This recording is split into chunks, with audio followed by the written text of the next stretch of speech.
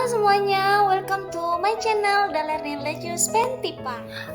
Pada kesempatan kali ini kita akan membahas tentang sejarah lisan.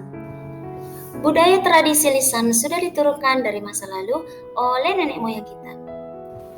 Cerita rakyat pada mulanya tidak dibuat untuk anak-anak. Namun, pada abad ke-19, cerita rakyat dibuat untuk digunakan sebagai bahan pendidikan bagi anak-anak. Seperti cerita si Pitung dari Jakarta yang mengajarkan untuk kebaikan, tolong-menolong, dan berani. Cerita rakyat yang turun-temurun sudah disesuaikan untuk pembaca dan pendengar. Cerita rakyat dapat diklasifikasikan menjadi 3 jenis, yaitu mitos, dongeng, dan legenda. Mitos adalah cerita rakyat yang dianggap suci dan benar-benar terjadi yang ditokohi oleh para dewa dan setengah dewa. Dongeng adalah cerita rakyat berasal dari tradisi lisan sekelompok masyarakat yang tidak dipercayai kebenarannya atau tidak dianggap benar-benar terjadi. Sedangkan legenda dianggap selalu berkaitan dengan situs-situs sebagai peninggalan para tokoh legenda yang sering dijadikan fakta sejarah.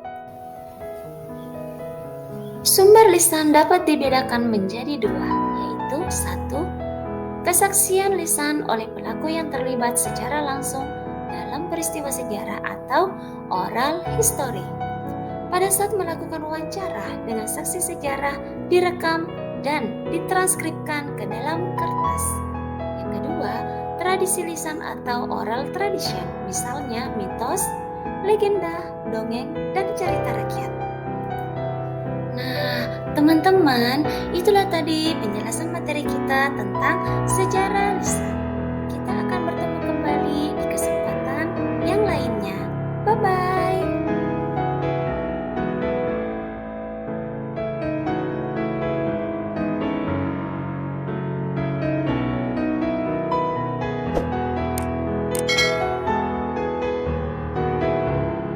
Halo semuanya, welcome to my channel Dalerni Lecius Pentipa. Pada kesempatan kali ini kita akan membahas tentang sejarah lisan. Budaya tradisi lisan sudah diturunkan dari masa lalu oleh nenek moyang kita. Cerita rakyat pada mulanya tidak dibuat untuk anak-anak. Namun, pada abad ke-19, cerita rakyat dibuat untuk digunakan sebagai bahan pendidikan bagi anak-anak. Seperti cerita si Pitung dari Jakarta yang mengajarkan untuk kebaikan, tolong-menolong, dan berani. Cerita rakyat yang turun-temurun sudah disesuaikan untuk pembaca dan pendengar. Cerita rakyat dapat diklasifikasikan menjadi 3 jenis, yaitu mitos, dongeng, dan legenda. Mitos adalah cerita rakyat yang dianggap suci dan benar-benar terjadi yang ditokohi oleh para dewa dan setengah dewa. Dongeng adalah cerita rakyat berasal dari tradisi lisan sekelompok masyarakat yang tidak dipercayai kebenarannya atau tidak dianggap benar-benar terjadi.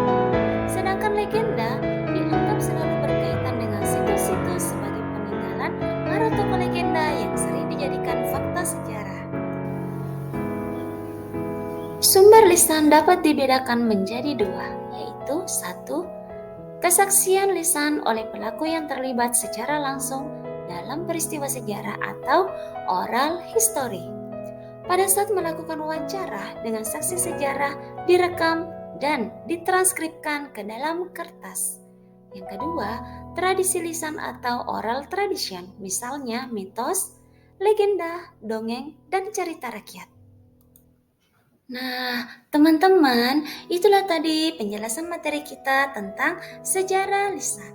Kita akan bertemu kembali di kesempatan yang lainnya. Bye-bye.